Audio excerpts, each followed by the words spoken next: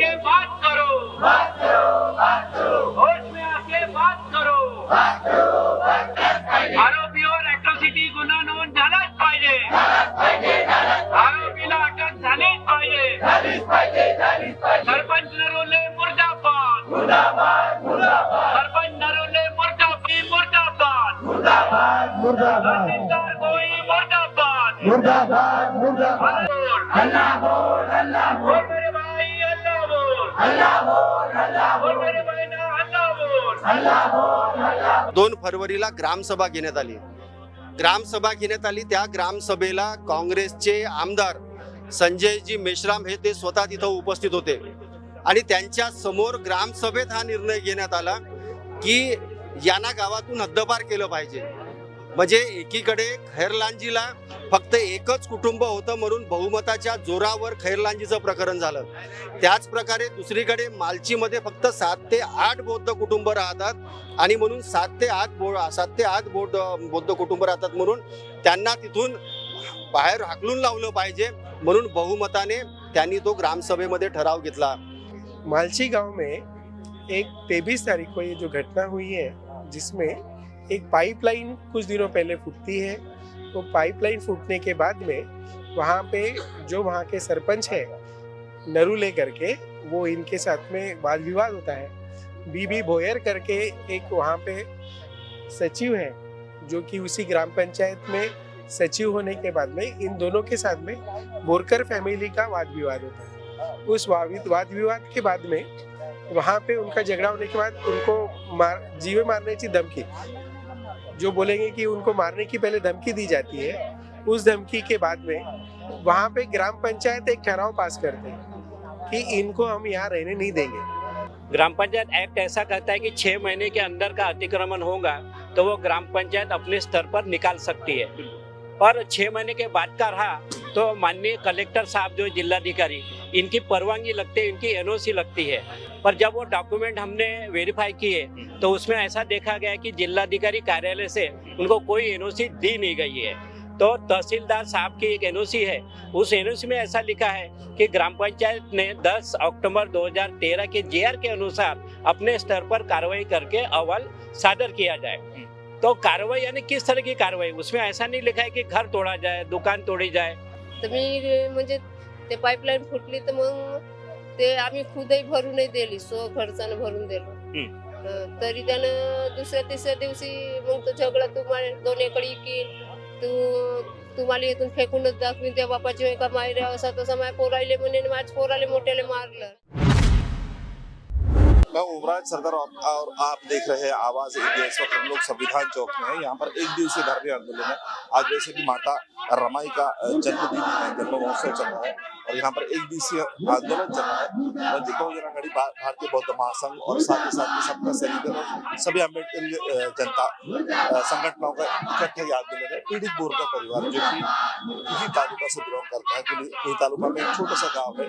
उस गाँव में एक परिवार रहता था, पिछले 30-35 सालों से परिवार रहता था। अचानक उस परिवार के हाथ से छोटी सी गलती हो जाती है कि उस परिवार में कुछ पेड़ काटने के चलते हुए उस परिवार की कुल्हाड़ी पाइपलाइन को लगती है, पाइपलाइन टूट जाता है। इसी बात को लेकर सरपंच के साथ वाद विवाद होता है, जबकि उस परिवार ने वो पाइपलाइन भी ठीक करके दी, उसके बाद भी उनका घर तोड़ा गया। बोरकर फैमिली जो कि रहने वाली है मालची गांव की और ये है धानोर तालुका, कुई तालुका के अंतर्गत। मालची गांव में एक 23 तारीख को ये जो घटना हुई है जिसमें एक पाइपलाइन कुछ दिनों पहले फूटती है। तो पाइपलाइन फूटने के बाद में वहाँ पे जो वहाँ के सरपंच है नरुले करके वो इनके साथ में वाद विवाद होता है। बीबी भोयर करके एक वहाँ पे सचिव है जो कि उसी ग्राम पंचायत में सचिव होने के बाद में इन दोनों के साथ में बोरकर फैमिली का वाद विवाद होता है। उस वाद विवाद के बाद में वहाँ पे उनका झगड़ा होने के बाद उनको जीवे मारने की धमकी, जो बोलेंगे कि उनको मारने की पहले धमकी दी जाती है। उस धमकी के बाद में वहाँ पे ग्राम पंचायत एक ठराव पास करते हैं कि इनको हम यहाँ रहने नहीं देंगे। और उसके लिए मुझे जो नरुले है वो नरुले ने ये भी बोला कि मुझे उसके लिए अगर मेरी 2 एकड़ भी बेचना पड़े तो मैं इनको घर से बाहर निकालूंगा, इस गांव से बाहर निकालूंगा। ये होने के बाद में 23 तारीख को 22 तारीख को ठहराव पास होता है, 22 तारीख को इनको नोटिस मिलता है और 23 तारीख को इनका घर गिराया जाता है। उस घर के साथ साथ वो वहाँ पे जो घर में खाना पकाया है वो खाना भी पकाया हुआ, इनके रहने के जो भी संसाधन होते, जो भी इनको कपड़े हैं, जो भी खाना पकाया था, उसके साथ में वो ग्राम पंचायत वो सब तोड़ देती है। उस इनका बेरहमी से वहाँ पे उनका खाना भी लेके जाती है। इतना विकट परिस्थिति थी इनकी, और इसके बाद भी वहाँ पे पुलिस प्रोटेक्शन इनको उस दिन 23 तारीख से 30 तारीख तक के भी इनको पुलिस प्रोटेक्शन नहीं था। वो जिन्होंने घर तोड़े उनके ऊपर अभी तक की कार्रवाई नहीं हुई है। वहाँ पे इनके अलावा वहाँ पर और कितने घर थे? इनके आजू बाजू में वहाँ पे कोई भी ऐसा घर नहीं था कि जिससे किसी को हानि हो, और वो जो इकलौता घर था, इकलौता घर था और वही तोड़ा गया। और वही तोड़ा गया। क्या और वजह है तोड़ने की? क्या किस वजह से तोड़ा गया? ग्राम इनका पंचायत ने कुछ तो बताया होगा, नोटिस में कुछ तो दिया होगा। नोटिस में यही बताया इन्होंने कि ये जो जगह है ये ग्राम पंचायत की जगह है, जबकि वो ग्राम पंचायत में ये लोग वहाँ पे 2000 से रह रहे थे, 40 साल से वही जगह पे रह रहे थे। वहीं पे रहने के बाद में इनके पास में उस घर का जो टैक्स है वो 2009 का टैक्स भी इनके पास में है। उसके बावजूद भी जो सर्कुलर है, जो कि गवर्नमेंट सर्कुलर है, उसके हिसाब से 2011 का सर्कुलर में ये लोग फिट बैठते हैं, 2013 के सर्कुलर में ये लोग फिट बैठते हैं, जबकि ये उस सर्कुलर में फिट होने के बाद भी ये घर को क्यों तोड़ा गया, हमारा वही मांगनी थी। और हम उसी मांगने के ऊपर से आज ग्राम सभी पंचायत का कहना क्या है इसके ऊपर? जब आप लोग ग्राम वहाँ पर गए- पंचायत, हाँ, ग्राम पंचायत का कहना है कि हमने रीतसर इनका घर तोड़ा है, ये ग्राम पंचायत की जगह है और अभी ये यहाँ रह नहीं सकते। देखिए, नागपुर में धरना आंदोलन इसलिए किया जा रहा है कि ग्राम पंचायत सरपंच और सचिव ने जो कार्रवाई की है, ग्राम पंचायत एक्ट ऐसा कहता है कि 6 महीने के अंदर का अतिक्रमण होगा तो वो ग्राम पंचायत अपने स्तर पर निकाल सकती है। और 6 महीने के बाद का रहा तो माननीय कलेक्टर साहब जो जिलाधिकारी, इनकी परवानगी लगती है, इनकी एनओसी लगती है। पर जब वो डॉक्यूमेंट हमने वेरीफाई किए तो उसमें ऐसा देखा गया कि जिलाधिकारी कार्यालय से उनको कोई एनओसी दी नहीं गई है। तो तहसीलदार साहब की एक एनओसी है, उस एनओसी में ऐसा लिखा है कि ग्राम पंचायत ने 10 अक्टूबर 2013 के जेआर के अनुसार अपने स्तर पर कार्रवाई करके अहवाल सादर किया जाए। तो कार्रवाई यानी किस तरह की कार्रवाई? उसमें ऐसा नहीं लिखा है कि घर तोड़ा जाए, दुकान तोड़ी जाए, वडिलोपार्जित 35-40 साल पुराना घर तोड़ा जाए। यानी वो जो पानी का पाइप टूटा गया था और उसके ऊपर इनकी जो बहस हुई थी, वाद विवाद होता, उसने मन में द्वेष रख के सरपंच ने ये कार्रवाई की गई। और ये उसने बोल के दिखाया कि आप महार जाति के हो, आपको इस गांव के बाहर निकाल कर 2 एकड़ जमीन बेचना पड़े तब भी चलेगा। इसलिए हम तहसील कार्यालय पे हमने मोर्चा निकाला था पिछले शनिवार को, और वहाँ माननीय तहसीलदार इनको निवेदन दिया, और उस निवेदन देने के बाद उन्होंने कहा कि इन्होंने कार्रवाई यह नियम के अनुसार की है। जब हम डॉक्यूमेंट वो वेरीफाई किए वकील के द्वारा, तब पता चला कि इन्होंने जिलाधिकारी की कोई एनओसी नहीं ली है। तो माननीय जिलाधिकारी को ये बात पता चले, इसलिए हम यहाँ 1 दिवसीय धरना आंदोलन ये बोरकर परिवार और तमाम संगठनों को लेकर यहाँ आयोजित किया गया। कुलवंत प्रेमदास बोरकर, मुक्काम मालची, हा. तहसील कुई, किती वर्षापासून तुम्ही तिथे राहता? 35-40 वर्ष झाले साहेब। आम्ही 35-40 वर्षाचे तुमच्याकडे काय पुरावे आहेत की तुम्ही तिथे 35-40 वर्षापासून राहता? त्याचे पुरावे काय तुमच्याकडे? आहेत ना, जे कागदपत्र म्हणजे माझ्या मालकानं जे कागद पहिले बनवून दिला, ज्या वरच्या खालच्या अधिकाऱ्याला दिला, ते की कागदपत्र आहेत ना आमच्याकडे। पण किती वर्ष जुने आहेत? कोणत्या वर्षीची कागदपत्र आहेत तुमच्याकडे? ते टॅक्स पावती 9ची आहे। कोणत्या 2009ची? 2009ची जर आहे त्यानुसार हे सिद्ध नाही होत तर तुम्ही 40 वर्षापूर्वीपासून तिथे राहतात म्हणून.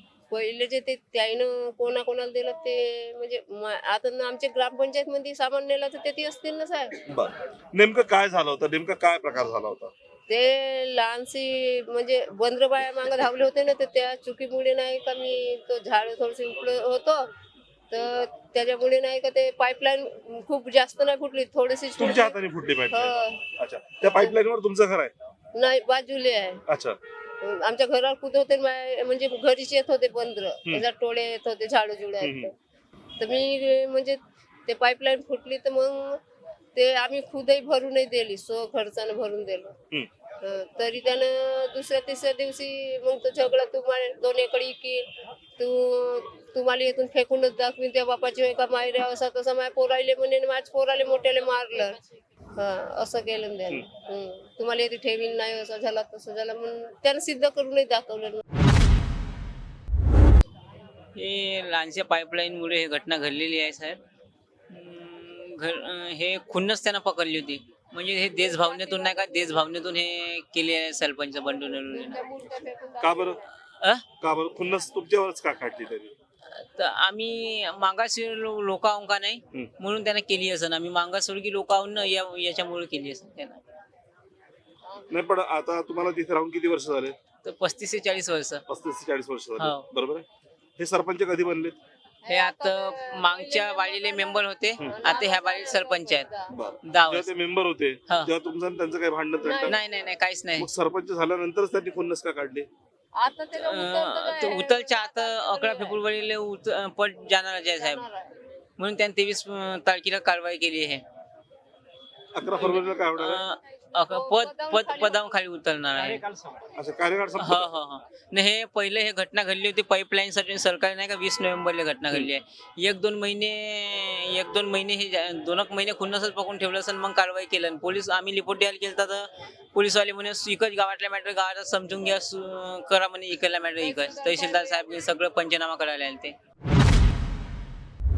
सर्वप्रथम कुही तालुक्यातील मालची गावातील जे बोरकर कुटुंबियाचं अतिक्रमण काढलं, त्या सरपंच आणि ग्रामसचिवाचा मी जाहीर निषेध व्यक्त करतो.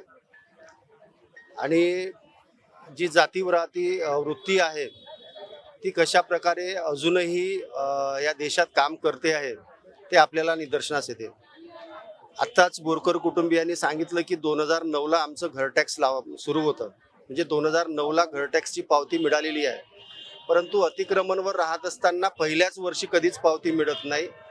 ते 5-10 वर्षानंतर जेव्हा आपण वारंवार ग्रामपंचायतकडे मागणी करतो, त्याच्यानंतर मग तिथली ग्रामपंचायत ठरवते की आपण इमल्याचा टॅक्स लावला पाहिजे, आणि 2009ला इमल्याचा टॅक्स लागला. परंतु एखाद्या मालमत्तेचा टॅक्स लागल्यानंतर त्या मालमत्तेचा टॅक्स कमी करण्यात यावा अशा प्रकारचं आजपर्यंत या देशामध्ये कोणतंही उदाहरण नाही. जे उदाहरण म्हणजे कुही तालुक्यातील हे मालची गावातलं हे प्रकरण आहे. म्हणजे 2011ला त्यांनी एक ग्रामसभेचा ठराव घेतला की हे दारू विक्री करतात म्हणून यांच्या घराचा टॅक्स जो आहे तो आपण रद्द केला पाहिजे, आणि इमल्याचा जो टॅक्स आहे तो रद्द करण्यात आला. म्हणजे एकीकडे सरकार म्हणते की 2010 पूर्वीचे 2000 पासून 2010च्या पूर्वीचे जे काही अतिक्रमण असतील ते रेग्युलाइज केले पाहिजे, त्यांना पट्टे मिळाले पाहिजेत. म्हणून शासन एकीकडे शासकीय निर्णय घेऊन त्यांना हक्काचे पट्टे मिळाले पाहिजेत म्हणून काम करते आहे. तर दुसरीकडे ग्रामपंचायत जे आहे, ग्रामपंचायतचे पदाधिकारी जे आहेत ती जातीवादी हेतूने अशा प्रकारे त्या कुटुंबाला त्या गावातून हद्दपार करण्याचा प्रयत्न करत आहेत. बरं, हे घर JCPने उद्ध्वस्त केलं, संपूर्ण घर. दुसरी गोष्ट की हे घर उद्ध्वस्त केल्यानंतर जो आक्रोश झाला, कुही तालुक्याला मोर्चा झाला. आम्ही प्रत्यक्षात तहसीलदारांशी भेटलो, SDPOंशी भेटलो, तिथल्या BDOंशी भेटलो, त्यांना सर्व परिस्थिती समजावून सांगितली. आणि कोणत्याही अधिकाऱ्याला 25-30 वर्षापासून असलेलं घर हे उद्ध्वस्त करता येत नाही. त्याची एक न्यायालयीन प्रक्रिया आहे, त्या न्यायालयीन प्रक्रिया पूर्ण केल्यानंतरच ते घर उद्ध्वस्त केल्या जाऊ शकते. तो मोर्चा काढल्यानंतर पुन्हा जातीवादाचं खरं स्वरूप पुन्हा डोळ्यासमोर आलं. म्हणजे त्या गावाला मला वाटते 2 फरवरीला ग्रामसभा घेण्यात आली. त्या ग्रामसभेला काँग्रेसचे आमदार संजयजी मेश्राम हे ते स्वतः तिथं उपस्थित होते. आणि त्यांच्या समोर ग्रामसभेत हा निर्णय घेण्यात आला की यांना गावातून हद्दपार केलं पाहिजे. म्हणजे एकीकडे खैरलांजीला फक्त एकच कुटुंब होतं म्हणून बहुमताच्या जोरावर खैरलांजीचं प्रकरण झालं. त्याच प्रकारे दुसरीकडे मालचीमध्ये फक्त 7 ते 8 बौद्ध कुटुंब राहतात, आणि म्हणून 7 ते 8 बौद्ध कुटुंब राहतात म्हणून त्यांना तिथून बाहेर हाकलून लावलं पाहिजे, म्हणून बहुमताने त्यांनी तो ग्रामसभेमध्ये ठराव घेतला. मला ग्रामसभेच्या सर्व पदाधिकाऱ्यांना, गावातील लोकांना आणि आमदारांना सांगणं आहे की आपण एक संवैधानिक पदावर आहात आणि संवैधानिक पदावर असताना तुम्ही संख्येच्या जोरावर अन्याय अत्याचार करू शकत नाही. म्हणजे गावामध्ये तुमची संख्या जास्त आहे, बौद्धांची संख्या कमी आहे, म्हणून तुम्ही काहीही जर ग्रामसभेमध्ये कायदा जर ठराव जर पास केला तर तो मंजूर करणार आहात का? म्हणजे ही ग्रामसभा आहे की जात पंचायत आहे, हा आमचा सरळ प्रश्न आहे. तो कुछ इस तरह का कहना है वंचित बहुजन आघाड़ी का, जब तक इनको न्याय नहीं मिलेगा तब तक ये लोग इसी तरह से संघर्ष करते रहेंगे. भले ही वो परिवार क्या व्यवसाय करता था वो बात हो रहा है, लेकिन किसी परिवार को घर से बेदखल नहीं किया जा सकता. इसी बात को लेकर आज का ये धरना आंदोलन है जो वंचित बहुजन आघाड़ी, समता सैनिक दल और भारतीय बौद्ध महासंघ की तरफ से इकट्ठा यहाँ पर किया जा रहा है. क्या वाकई में इस परिवार के साथ जो अन्याय हुआ है उसके ऊपर कुछ कार्रवाई हो पाएगी? बहुत बड़ा सवाल है. रुकते यही मिलते हैं, जुड़ रहे आवाज इंडिया के साथ.